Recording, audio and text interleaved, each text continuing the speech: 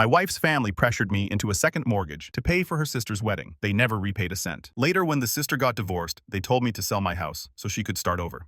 I'm a 31-year-old guy from Texas, and I need to get something off my chest. My wife, Lisa, 30, and I have been together for 7 years, married for 4. I thought I'd married someone who was on the same page as me about life and priorities. Turns out her family has a way of throwing everything off course. Let me start from the beginning. Lisa and I met in college when I was 25, finishing up my degree in IT, and she was 23, studying education. She was smart, beautiful, and seemed like the kind of person who had her head on straight. We clicked immediately and started dating a few months after meeting in a shared elective class. At first, everything seemed normal. Lisa came from a close-knit family. Her mom and dad lived about an hour away from campus, and she had a younger sister, Katie, 26 now, who was in her last year of high school. But it didn't take long to notice that Katie was the favorite. Her parents doted on her like she was royalty. If she wanted something, it magically happened. Missed a homework deadline, they'd call her teacher. Needed a new car? They got her a shiny new convertible for her 18th birthday while Lisa was still driving a hand-me-down Honda from her grandma. Lisa used to roll her eyes about it, telling me that Katie was the baby and that her parents had always been soft on her. I didn't think much of it at the time. Every family has their quirks, right? I figured it wasn't my business and shrugged it off. Fast forward a few years, Lisa and I got married in a small, low-key ceremony. We didn't see the point in blowing a ton of money on a wedding when we wanted to save for a house in our future. I thought this was something we both valued, building a life together, working hard, and being smart with money. We were living a simple but happy life, or so I thought. Then Katie dropped the news she was getting engaged to her boyfriend, Josh. They'd been together for about a year, and Katie was already in full bridezilla mode from the moment she announced it. Every conversation with Lisa's family revolved around the wedding. Katie wanted a destination wedding in Cancun, complete with beachfront views, 5-star catering, and extravagant decorations. It was like a Pinterest wedding board come to life. The problem, Katie and Josh couldn't afford it. Her parents also broke. Katie's mom had just retired, and her dad was juggling medical bills after an accident the year before. I could already see where this was going, but I tried to stay optimistic. Maybe they'd scale back their expectations, right? Nope. A few weeks later, Lisa sat me down and said her parents had suggested that we help out with Katie's wedding. I wasn't thrilled, but I heard her out. She told me Katie was stressed, the family wanted to make her dream wedding happen, and her parents didn't want her to feel like her financial situation was holding her back. I knew help out meant money, but I wasn't about to throw my hard-earned savings into this circus without boundaries. So I made one thing very clear. If I'm going to contribute, there would be a legally binding agreement. Katie, her parents, and even Josh would need to sign off, agree to repay me every cent. Lisa hesitated at first, saying it was a little extreme, but I stood my ground. I told her if we're talking about tens of thousands of dollars, I'm not risking our future on a handshake deal. After some back and forth, Lisa agreed. I had a lawyer draft a contract, and after a lot of awkward conversations, Katie and her parents signed it. We agreed to contribute $40,000, which was supposed to be repaid in monthly installments starting 6 months after the wedding. The agreement was rock solid. If they missed payments, there were penalties. It wasn't my first time dealing with money like this, and I wasn't about to let anyone take advantage of us. The wedding itself, it was as over the top as I expected. Katie spared no expense. There were fireworks on the beach, custom floral arrangements imported from God knows where, and some kind of choreographed dance routine with a live band.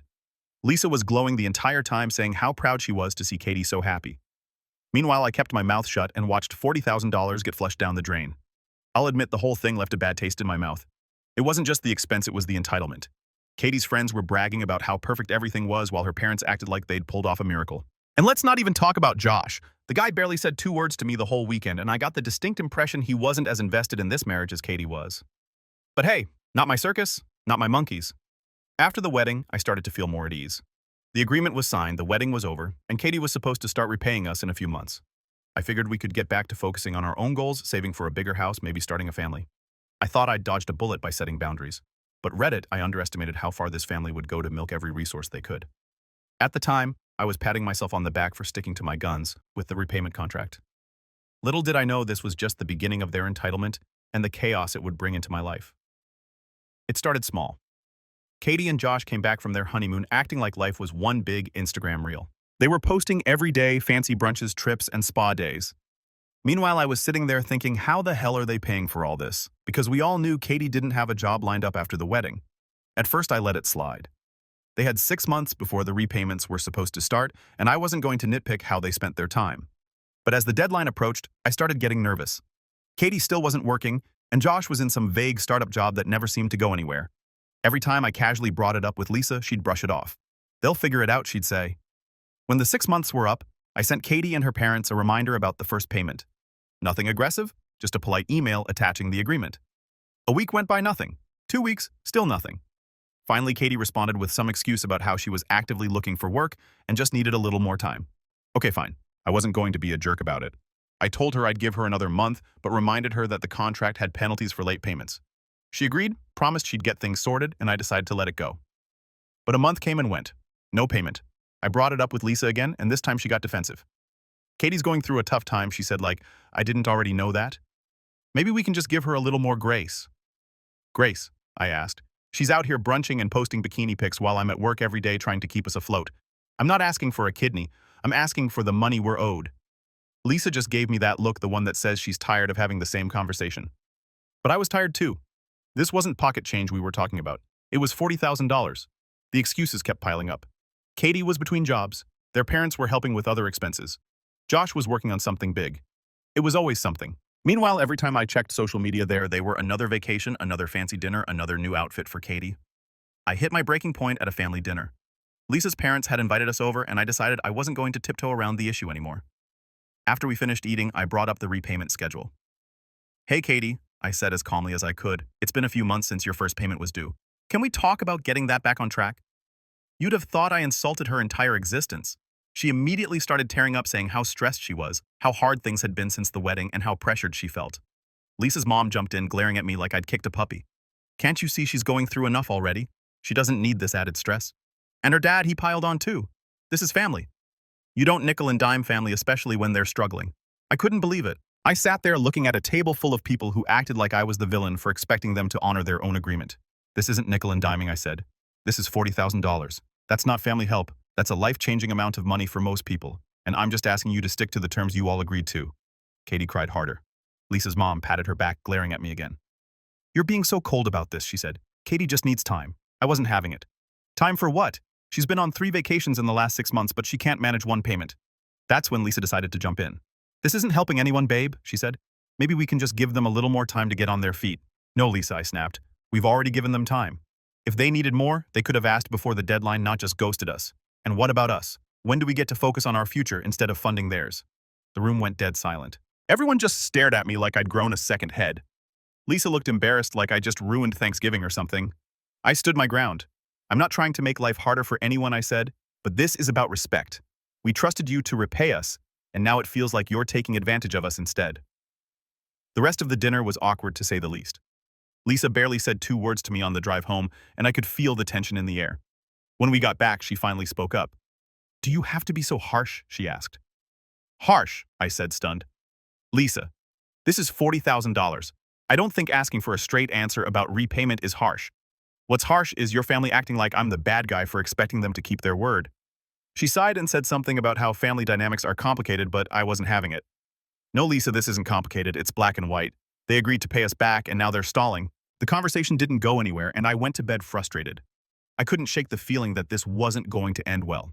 I wasn't about to let Katie and her parents walk all over me, but it was clear they had no intention of holding up their end of the deal. The worst part, Lisa didn't seem to see the problem. She was so wrapped up in her family's drama that she couldn't or wouldn't acknowledge how unfair this was to me. I started keeping a mental clock in my head. If they didn't start paying soon, I was going to take action. I didn't know what that would look like yet, but I wasn't going to sit around and let them bleed us dry. In about 18 months after the big Cancun blowout, and Katie still hadn't paid me back. Lisa got a call from Katie one night. I could hear the sobbing from across the room. Turns out Josh was caught cheating, not just a one-time thing either.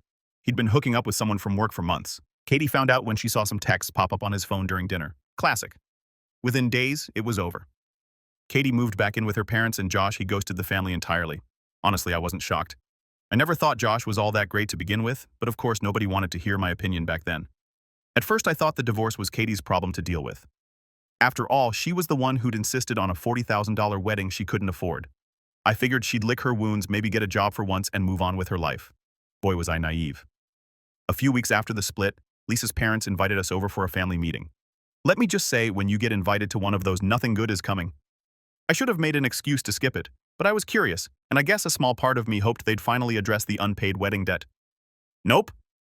The second I walked in, I could tell something was up. Lisa's mom was overly sweet, offering me coffee and snacks like I was a guest of honor. Katie was sitting on the couch wrapped in a blanket, dabbing at her eyes with tissues. Her dad was pacing the room like he was gearing up for some kind of big speech.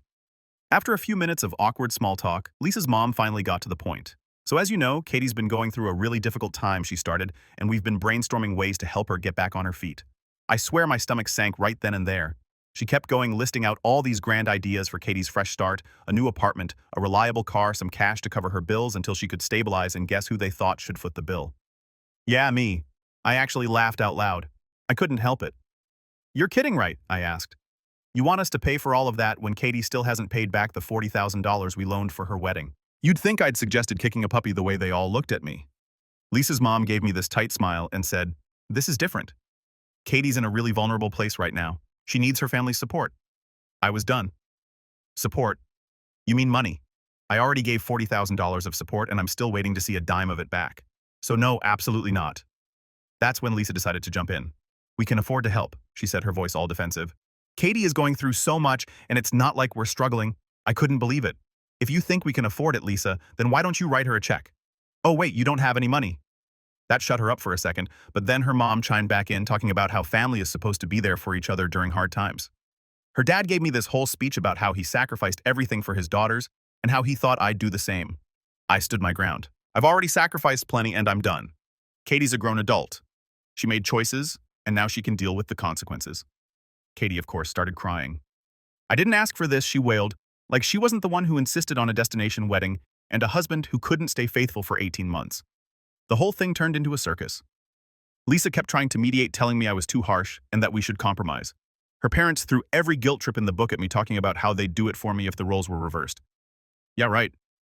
By the time we left, I was furious. Lisa barely spoke to me on the drive home.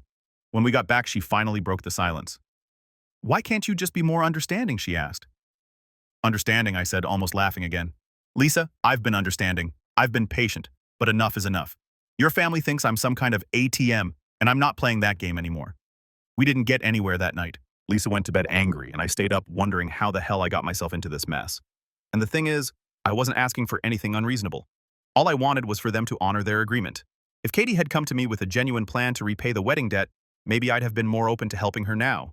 But instead, they acted like that $40,000 was monopoly money and then had the audacity to ask for more.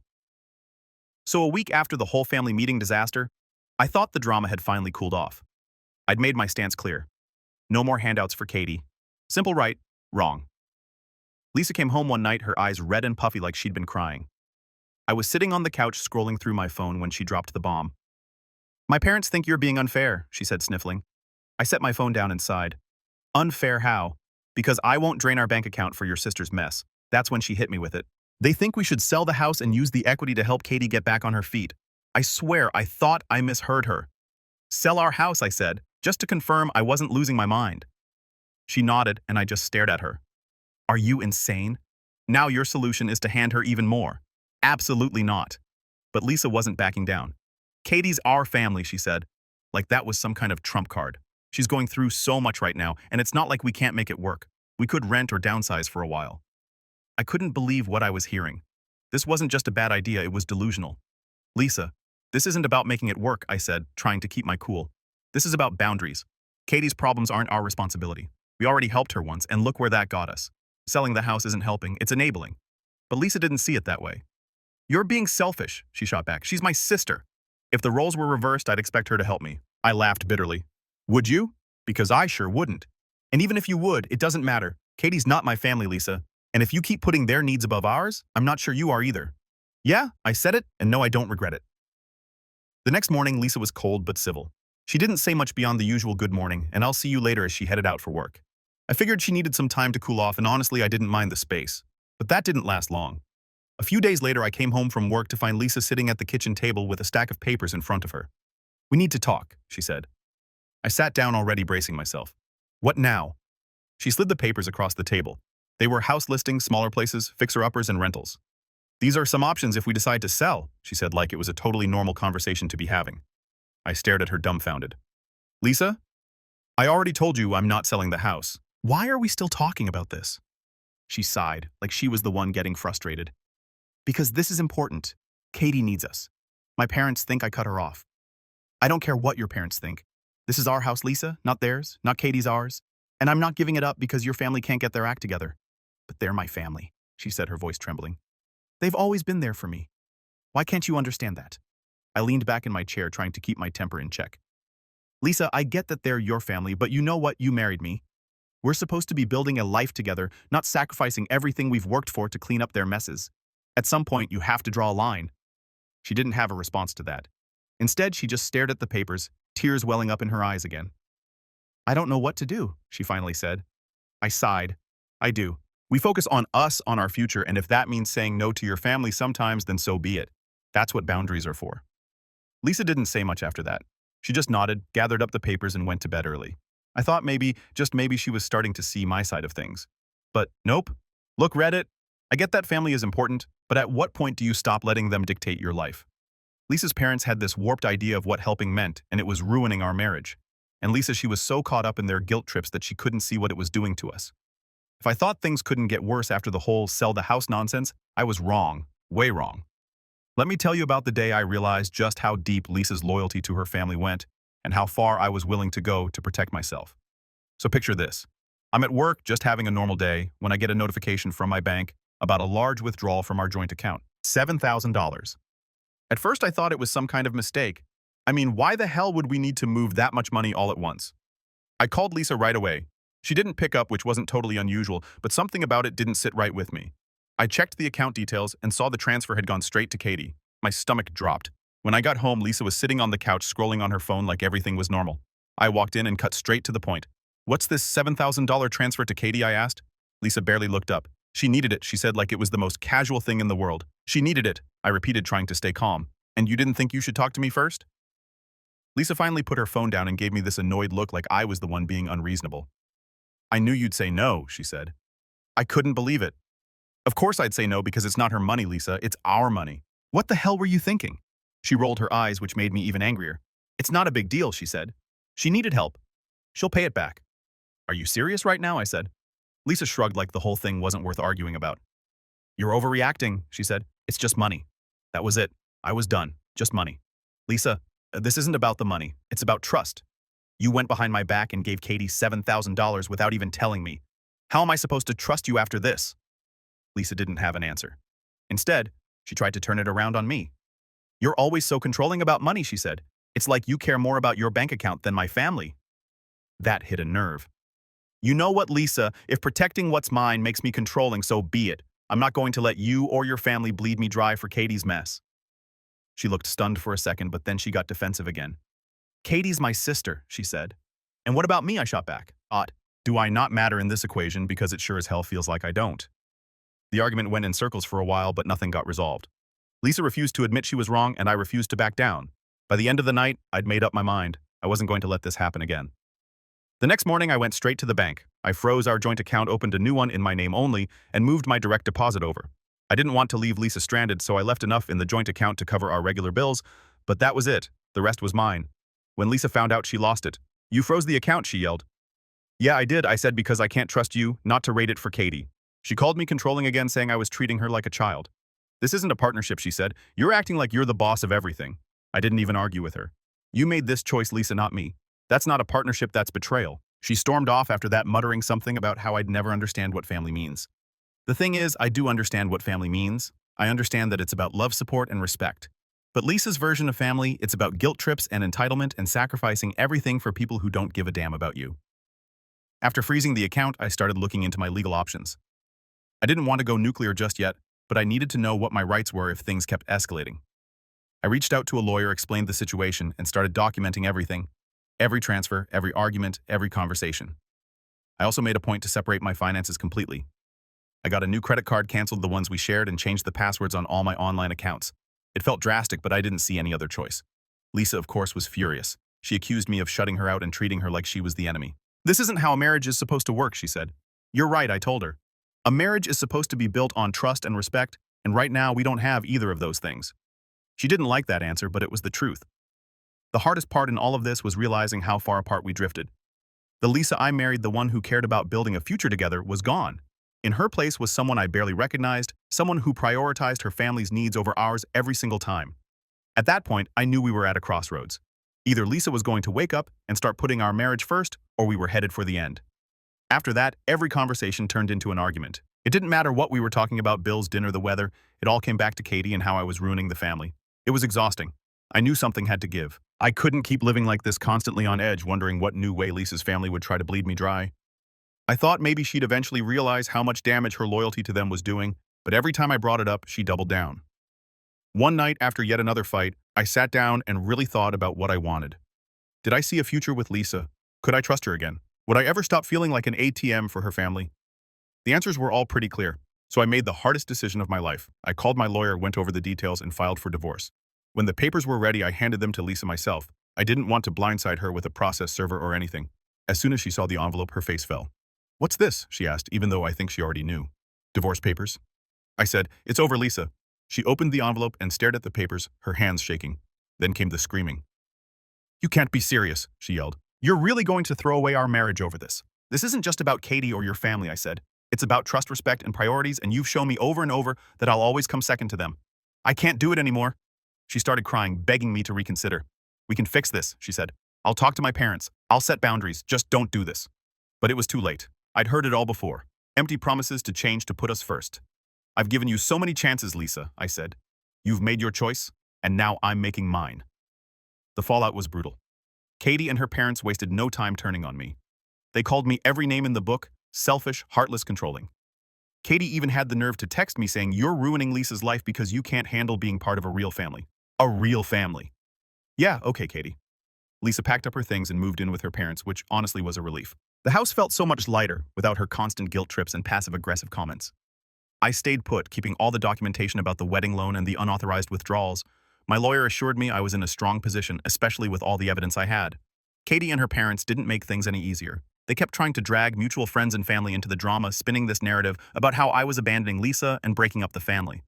A few people bought into it and started sending me messages asking how I could be so cruel, but most people, they knew what was up. My parents especially were rock solid. My mom told Katie off when she called, trying to guilt trip her, and my dad made it clear he wasn't going to let anyone bully me into caving. Even some of Lisa's extended family reached out to say they understood where I was coming from, though they couldn't say it publicly without risking backlash from her parents. The funniest part, Lisa's family tried to guilt me into letting her take the house. "She deserves a stable place to live," her mom said in one of her many voicemails. Yeah, no. My lawyer shut that down fast. The house was in my name, and with all the evidence I had about the unauthorized transfers, they didn't have a leg to stand on. The divorce isn't finalized yet, but my lawyer's confident it'll go smoothly. I'm holding on to the house, and I've got all the documentation to prove how much Lisa and her family tried to take advantage of me. I wish I'd seen the red flags earlier. Lisa's family was always a little too involved in our lives, but I kept brushing it off thinking it was just their dynamic. I didn't realize how toxic it was until it was too late. So that's where I'm at, Reddit. It's been a wild ride, but for the first time in a long time, I feel like I'm finally in control of my life. If you've ever had to deal with toxic in-laws or a partner who couldn't set boundaries, I'd love to hear how you handled it, because let me tell you, this has been one hell of a learning experience. Thanks for sticking with me through all this. You guys have been a lifeline. Update. Hey Reddit, it's been a while. I wasn't going to update, but I noticed many of you asking what happened and if I got the $40,000 back or what. So here's what happened. First off, the divorce got finalized a couple of months ago, and it went heavily in my favor. My lawyer was a beast. He made sure every little thing Lisa and her family tried to pull unauthorized withdrawals, the wedding loan, the attempted guilt trip to sell the house was documented and used to back me up. Lisa's team tried to argue that the wedding money was a gift, but we had that signed agreement ironclad. They didn't stand a chance. By the time it was all said and done, not only did I keep the house, but I also got the $40,000 back. Yep. Katie and her parents were forced to cough up every last cent. The court ordered them to repay the full amount with interest, and because they dragged things out, they ended up owing me closer to $45,000. Honestly, watching Lisa's mom's face when that ruling came down was worth every sleepless night I'd had over this mess. At first, they tried to play the victim, saying they didn't have the money, but surprise, surprise, they somehow managed to scrape it together when the court started talking about wage garnishment. Funny how that works. Once the money hit my account, it felt like the final piece of the puzzle clicking into place. That $40,000 wasn't just cash, it was closure. With the house officially mine, thanks to the prenup and my finances back in order, I got to work rebuilding. The first thing I did was turn the guest room, the one Lisa always wanted to turn into a Katie recovery suite, into a home gym. Every time I walk in there now, I feel like I'm reclaiming a little bit more of what I lost in that marriage. Of course, Katie and her parents didn't take the court ruling gracefully. They tried to spin it like I was some villain who destroyed Lisa's life and stolen from the family. Katie even posted some passive-aggressive crap on Facebook about how some people prioritize money over relationships, but I just ignored it. Let them talk. At the end of the day, I've got the house, the money, and my peace of mind. Lisa reached out a couple of times after the divorce was finalized. The first time was to apologize not for what she did, but for how things ended up. Classic Lisa, still refusing to take responsibility. She said she missed me and wished we could have worked things out. I told her straight up we could have worked things out if you'd chosen me, but you didn't, and now this is where we are. I hung up after that and blocked her number. Speaking of blocking, I did a major digital detox after the divorce. I unfriended and blocked pretty much everyone from Lisa's family and anyone who bought into their drama. I've learned a lot from this whole ordeal. The biggest lesson: boundaries. If someone can't respect your boundaries, they don't respect you. It's that simple. So yeah, Reddit. I guess this is my happy ending. It took a lot to get here, more stress, heartbreak, and legal fees than I ever thought I'd deal with, but it was worth it. I've got my house, my money, and my life back, and most importantly, I've got my self-respect. If you're ever in a situation like mine, remember this: you don't owe anyone your peace, your money, or your future just because they're family. Sometimes the best thing you can do is walk away, and trust me, it feels damn good on the other side. Thanks for sticking with me through all this. You guys have been a lifeline, and I can't tell you how much I've appreciated the advice and support. Here's to moving forward.